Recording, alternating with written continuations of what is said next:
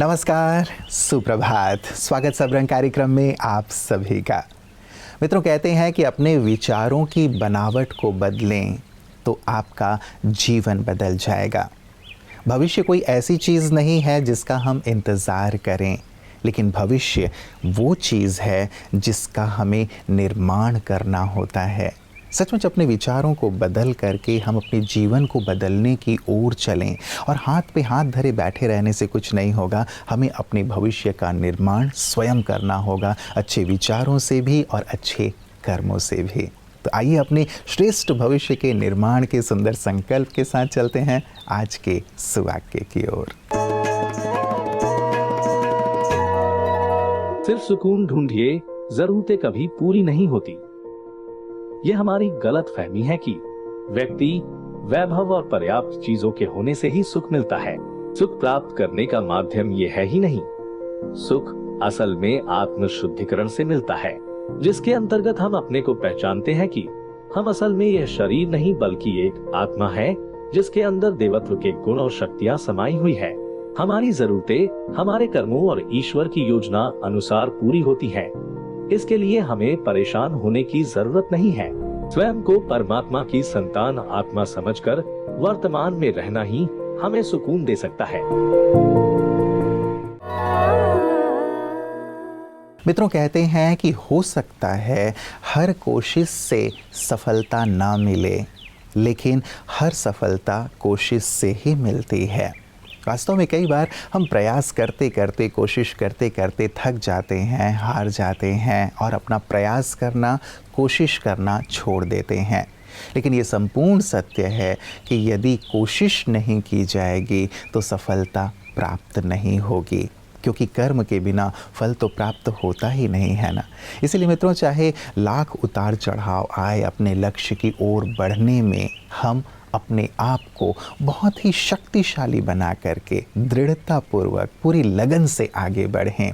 ईश्वर की मदद हमें अवश्य प्राप्त होगी और हमारी ये जो दृढ़ता है, हमारी ये जो कोशिश है, निश्चित रूप से आज नहीं तो कल हमें सफलता की मंजिल तक अवश्य पहुंचाएगी। तो सतत प्रयास करते रहें, कोशिश करते रहें और सफलता का स्वाद चखें। इन्हीं शुभकामनाओं के साथ आइए चलते हैं अपने अगले सेगमेंट की ओर। ओम शांति फ्रेंड्स। दोस्तों, ये दिसंबर का महीना सारे विश्व में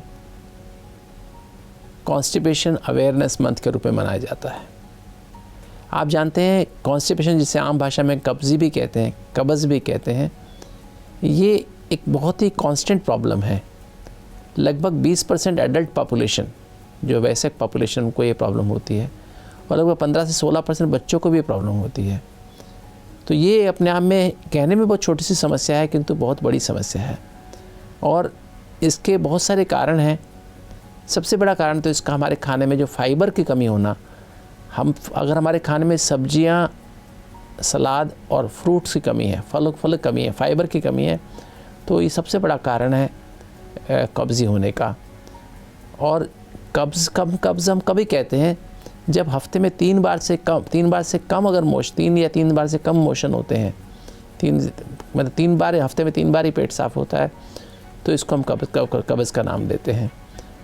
दोस्तों, एक दूसरा जो कारण हो सकता है, एक तो फाइबर की कमी, जैसे मैंने बताया फ्रूट्स, वेजिटेबल्स, सलाद की कमी। लगभग 70% जो है हमारा खाना जो होना चाहिए, भोजन जो होना चाहिए, वो हमारा वेजिटेबल, सलाद और फ्रूट से बनना चाहिए। और 30% ही सीरियल्स और पल्सेस, मतलब जो अनाज और दालों का होना चाहिए मिश्रण। तो दोस्तों, अगर हम इस तरह से अगर फाइबर का अच्छा मिश्रण लेते हैं तो हमें कब्ज़ी नहीं हो सकती है। ये हमें अवेयरनेस सारे भारत में फैलानी, सारे विश्व में फैलानी है, घर घर में फैलानी है कि अगर आप चाहते हैं कब्ज़ी से मुक्त होना तो हमें ये करना होगा। दूसरा, पानी की कमी। अगर हम कम पानी पीते हैं तो ये एक बहुत बड़ा कारण। लगभग एवरेज 10 से 12 गिलास हमको पानी पीना चाहिए डेली, क्योंकि हाइड्रेशन, अगर पानी नहीं पिएंगे तो हमारा जो स्टूल हार्ड हो जाएगा, ड्राई हो जाएगा और क्लियर नहीं होगा। और कुछ बीमारियां जैसे डायबिटीज़ वालों को ज़्यादा कब्ज़ी होती है, हाइपोथायराइडिज्म वालों को ज़्यादा कब्ज़ी होती है, कैल्शियम लेवल अगर ज़्यादा मात्रा में हो तो कब्ज़ी ज़्यादा होती है। जो लोग एक्सरसाइज नहीं करते, रेगुलर एक्सरसाइज करें, डेली हम एक्टिव रहें, तो कब्ज़ी हमें कम होगी। तो दोस्तों, थोड़ा हम ध्यान रखें इन मोटी मोटी बातों का, और ये अवेयरनेस फैला, क्योंकि इसके कारण हमें क्या होता है, हमें एक तो हमें हेमोरॉइड्स होने का चांस रहता है अधिक, एनल फिशर हो जाते हैं, हमारा जो रेक्टम है, जो इसकी जो थैली होती है स्टूल इसमें रहता है, वो रेक्टल प्रोलैप्स हो जाता है, और हमें हमारी जो ब्लैडर का फंक्शन भी ख़राब हो सकता है, हमें यूरिनरी इनकॉन्टिनेंस, पेशाब अपने आप ही निकल जाने की टेंडेंसी, वाल पे जोर पड़ता है तो वाल ख़राब हो जाता है, और दो बहुत सारी बीमारियाँ, गैसेस का बनना, कब्ज़ी के साथ जो है बहुत सारी दूसरी बीमारियाँ, एकदम स्टूल एकदम हार्ड, एकदम पत्थर जैसे स्टूल हो जाते हैं, वो तकलीफ़ हमें हो सकती है दोस्तों। तो ध्यान रखना है दोस्तों, हम इसके बारे में इसको नेगलेक्ट ना करें और कब्ज़ से हम बचें। ओम शांति। मित्रों, किसी ने बहुत प्यारी सी बात कही है कि यदि दूसरों से आप समान बर्ताव नहीं कर सकते तो कभी भी दूसरों के बर्ताव के लिए शिकायत ना करें। हमारा ध्यान दूसरों के बर्ताव व्यवहार पर ही चला जाता है कि ये मेरे साथ ऐसा व्यवहार कर रहा है, ऐसा बर्ताव कर रहा है, लेकिन कभी भी हमारा ध्यान अपनी ओर नहीं जाता कि हम दूसरों के साथ कैसा व्यवहार कर रहे हैं। और ये संपूर्ण सत्य है कि जैसा व्यवहार आप दूसरों के साथ करेंगे वैसा ही व्यवहार आपको दूसरों से भी प्राप्त होगा। तो क्यों ना मित्रों, दूसरों को बदलने की कामना रखने की बजाय हम स्वयं को परिवर्तित करें, तो आप पाएंगे कि जीवन परिवर्तित हो जाएगा, जीवन आनंद से परिपूर्ण हो जाएगा। तो आइए स्वयं को देखने, स्वयं को बदलने के संकल्प के साथ चलते हैं अपने अगले सेगमेंट की ओर। आपने जो कल्पना की थी, यहाँ आके आपको कितना वो साकार महसूस हुआ है?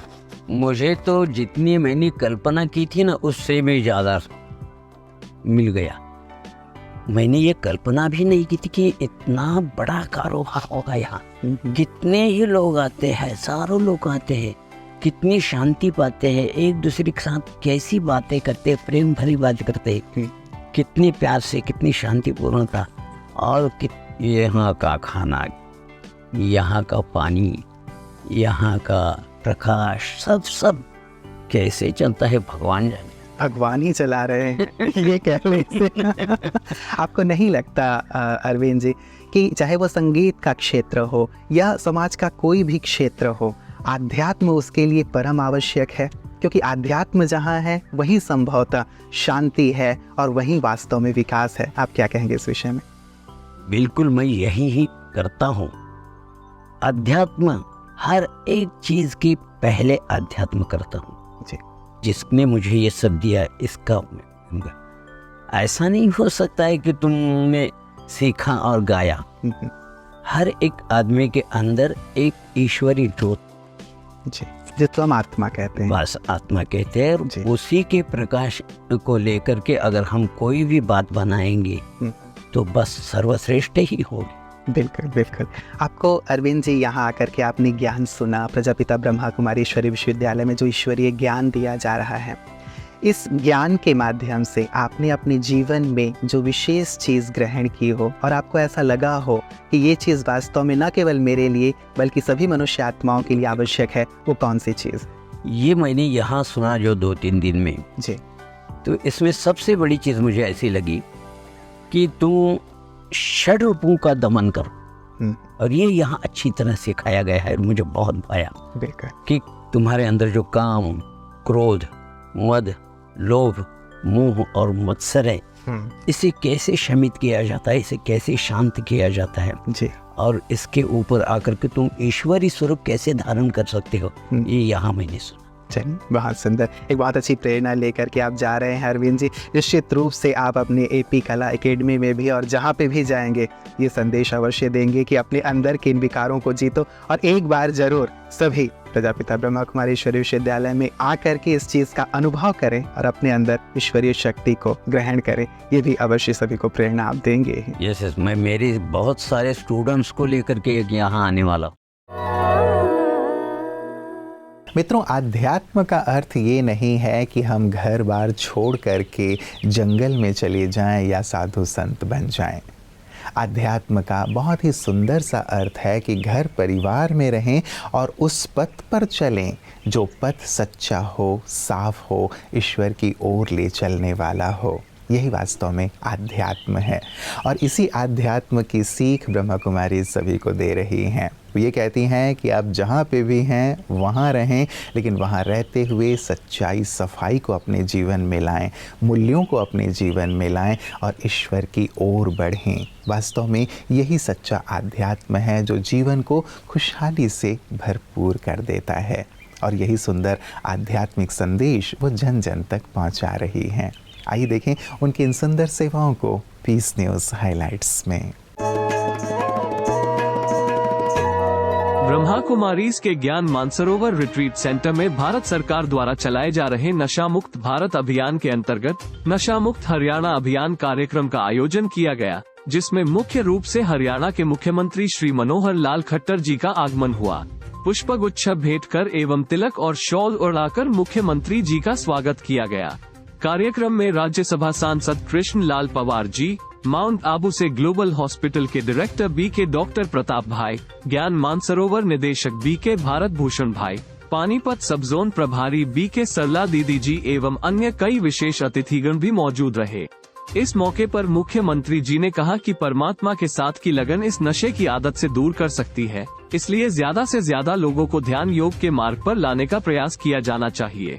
इस मौके पर संस्था की ओर से मुख्यमंत्री जी को सौगात भेंट की गई। तत्पश्चात ज्ञान मानसरोवर के 11वें वार्षिक समारोह के शुभ अवसर पर 1000 भाई बहनों की उपस्थिति में केक कटिंग भी की गई। इस दौरान माननीय मुख्यमंत्री जी के करकमलों से दादी चंद्रमणि यूनिवर्सल पीस ऑडिटोरियम का उद्घाटन किया गया, जिसमें 2200 से भी ज्यादा लोगों के बैठने की सुविधा है। इसी कड़ी में मनमोहिनी भवन का भी शिलान्यास किया गया। इस पूरे कार्यक्रम का कुशल संचालन BK शिवानी बहन द्वारा किया गया। मित्रों, आज के सब रंग का समापन मैं एक रामायण के प्रसंग से कर रहा हूँ। श्री राम जी ने हनुमान जी को एक दिन बुलाया और कहा कि मैं तुम्हें एक पद देना चाहता हूँ।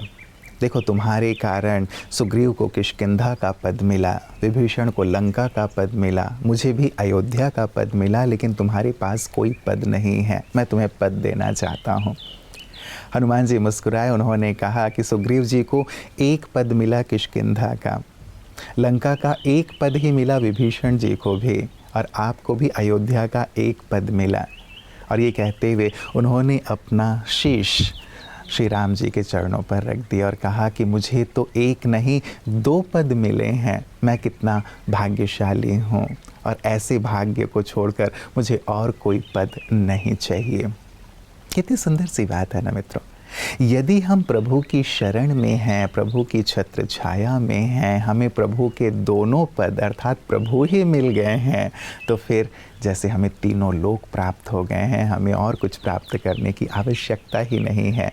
जिस पर ईश्वर की नज़र हो, ईश्वर की कृपा अनुकंपा हो, उनकी दृष्टि हो, उसके लिए तो सारे संसार में कुछ भी करना कठिन नहीं है। तो क्यों ना मित्रों, हम भी हनुमान जी की तरह ऐसे ही सुंदर भाव में रहें, ऐसे ही नशे में रहें कि ईश्वर मिल गए तो हमें और कुछ नहीं चाहिए। यदि हम उनकी शरण में आ गए हैं तो सारा संसार जैसे हमारा है।